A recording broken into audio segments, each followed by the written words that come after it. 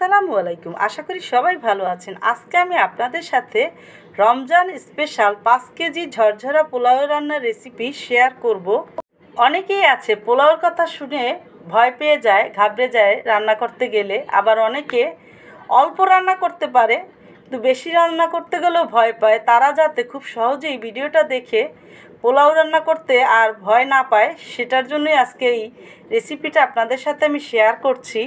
চুলায় বড় একটি সসপ্যান দিয়ে মোটা একটু প্যানটা 1 লিটার সয়াবিন তেল দিয়ে হাই হিটে রেখে জালটা এখানে 4 কাপ কুচানো পেঁয়াজ দিয়ে এবং দারুচিনি দিয়েছি আমি 15-20টার মতো, এলাচি দিয়েছি 20-22টা এবং লবঙ্গ দিয়েছি 10-12টা। এবং এখানে আমি পেঁয়াজটা 2 মিনিট ভেজে নেওয়ার পরে উঁচু করে নেওয়া আদা পেস্ট আছে 4 টেবিল চামচ, রসুন পেস্ট আছে উঁচু করে নেওয়া 2.5 টেবিল চামচ দিয়ে 4 মিনিটের মতো একটু পেস্টটার সাথে ভেজে নেওয়ার পরে এখানে আমি কালিজিরা পোলাওয়ের চাল ভালো করে ধুয়ে পানির ভিতরে 2 ঘন্টা রেখে তারপরে এই কাপড় এবং ছাঁকনির সাহায্যে পানিটা একেবারে ঝরিয়ে নিয়েছি। যেহেতু এটা বেশি চাল, সেজন্য এরকমের কাপড় দিয়ে ঝরিয়ে নিলে সেটা ভালো হয়। এখন আমি চালটা দিয়ে ভালো করে হাই হিটে 10-12 মিনিট এই চালটা একটু তেলের ভিতরে ভেজে নিয়েছি। যখন দেখবেন আঠালো ভাবটা কমে যাবে, একেবারে ঝরঝরে হবে আর একটু নাড়তে গেলে একটু হালকা আওয়াজও হয়, ঠিক সেই সময় আমি ফুটিয়ে নেওয়া একেবারে গরম পানি, এখানে চাল যেহেতু আছে 5 কেজি, সেজন্য আমি 7.5 কেজি এখানে পানি নিব। আর মাপটা আসলে এরকমেরই হতে হবে, তবে আমি এখানে 1 লিটার দুধ দিব, সেজন্য 7.5 কেজি পানি এখানে দিচ্ছি না, 6.5 কেজি দিচ্ছি। আর 1 কেজি আমি দুধ দিয়ে পূরণ করব। আপনারা মাপটা খেয়াল রাখবেন, 1 কাপে 1.5 কাপ পানি দিতে হয়, আর পানিটা অবশ্যই গরম পানি হবে। এখন পানিটা দিয়ে আমি জালটা কিন্তু এখনও বাড়ানো আছে, যেহেতু চালের পরিমাণটা বেশি আর গ্যাসের চুলায় এত পরিমাণের চাল রান্না করতে গেলে একটু জালটা বাড়িয়েই করতে হবে। আর আমি হাই হিটে এই চালটা দিয়ে 10-12 মিনিট ঢাকনা দিয়ে রান্না করে নেওয়ার পরে চালটার ভিতরে পানিটা অনেকটাই টেনে যাবে। আপনারা ভিডিওটা দেখে একটু বুঝে নেবেন। ঠিক সেই সময় আমি ভালো করে এটা নিচেরটা উপরেরটা নিচে এভাবে নেড়ে দিব। ভালো করে এভাবে নেড়ে মিশিয়ে নেওয়ার পরে আমি এখন চালটা যখন দেখবেন যে একটু হালকা সিদ্ধ হবে, বেশি না, ঠিক সেই সময় আমি এই দুধটা 1 লিটার এখানে এটা এর ভিতরে দিয়ে দিব। এখানে কিন্তু আমি পানি 6.5 লিটার দিয়েছি আর 1 লিটার এই তরল দুধ দিয়ে পূরণ করেছি। দুধটাও কিন্তু গরমই আছে। আর দুধটা দিলে এই সময় পোলাওটা হয়ে যাওয়ার পরে শুষ্ক থাকবে না, ড্রাই হবে না আর কি, একটু রসালো থাকবে, জুসি ভাব থাকবে।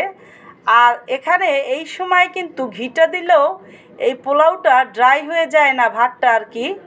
আপনারা এইভাবে এই সময় দিবেন। এখন আমি দুধটা দিয়ে আরও 7-8 মিনিট ঢাকনাটা দিয়ে রেখে দেওয়ার পরে এখন এটা কিন্তু এখন একটু এরকম আর আঠালো ভাব হবে। 7-8 মিনিট আরও হাই হিটেই কিন্তু দিয়েছি। আর ভাতটাও কিন্তু অনেকটাই শক্ত। এখন পর্যন্ত এটা এভাবেই থাকবে। এখন এই সময় কিন্তু আমি এখানে 400 গ্রাম ঘি দিয়ে দিব।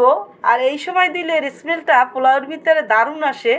ঘি দিয়ে আসলে বেশি রান্না করে নিলে স্মেলটা থাকে না, সেজন্য শেষের দিকে দিবেন। এখন আমি এটা ঘিটা দিয়ে ঢাকনাটা দিয়ে আর নিচে একটি রুটি ভাজার মোটা তাওয়া দিয়ে দিব। দিয়ে আমি এখানে আস্তা কয়টা কাঁচামরিচ ধুয়ে 15-20টার মতো দিয়ে দিয়েছি, কারণ এর স্মেলটা পোলাওতে তাহলে ভালো আসে। রুটি ভাজার তাওয়াটা আপনাদের একটু শেয়ার করলাম, আপনারা নিচে এরকমের দিয়ে নেবেন, তাহলে আর নিচটা পুড়ে যাবে না। এখন ঢাকনাটা দিয়ে 10-12 মিনিট রেখে দেওয়ার পরে আর এখন আমি জালটা মিডিয়াম টু হাইয়ের মাঝামাঝি রেখেছি। রেখে 10-12 মিনিট ঢাকনা দিয়ে রাখার পরে ঢাকনাটা উঠিয়ে এখন আবার নিচেরটা উপরে উপরেরটা নিচে এভাবে নেড়ে মিশিয়ে নিব। তবে ভাতটা যখন হতে শুরু করবে পোলাওর চালটা থেকে তখন বেশি নাড়ানাড়ি করবেন না, তাহলে কিন্তু ভেঙে যাবে। সেজন্য আমি 3 বারের মধ্যে এটা শেষ করে নিব নেড়ে।